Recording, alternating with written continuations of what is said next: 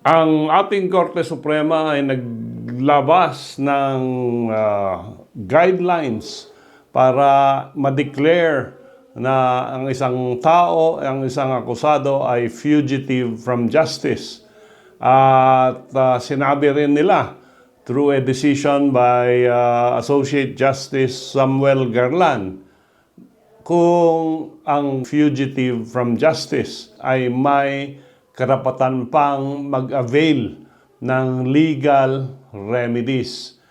So, dito ang sinasabi nila, ang fugitive from justice is someone who not only flees after conviction to avoid punishment, but one who also flees after being charged to avoid prosecution.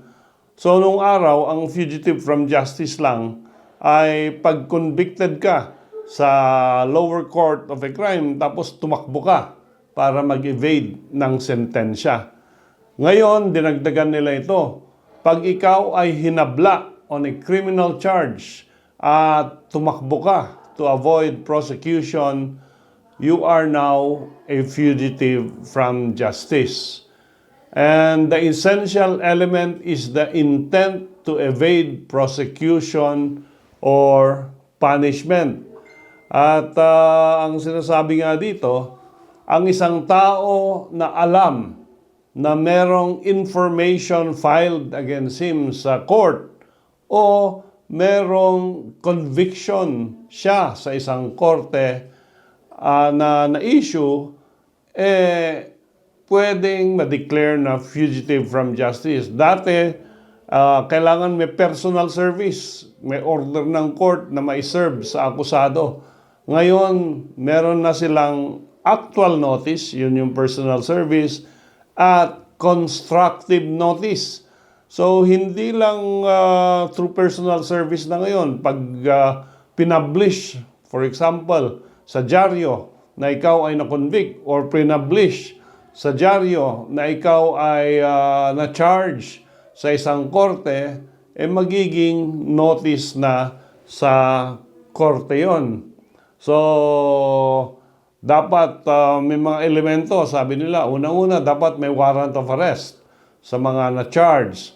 Pangalawa, usually ang warrant of arrest is implemented within 10 calendar days from receipt by the Philippine National Police or law enforcement agency. Pangatlo, pag hindi na i-serve yung warrant of arrest at wala sa Pilipinas yung akusado, yung executing officer, yung law enforcement agency ay magfa-file ng motion sa korte para i-declare yung tao na fugitive from justice. Ito ang recently na nangyari kay Zaldy Co. Na-filean siya doon sa Sandigan Bayan ng malversation of public funds through falsification and other charges.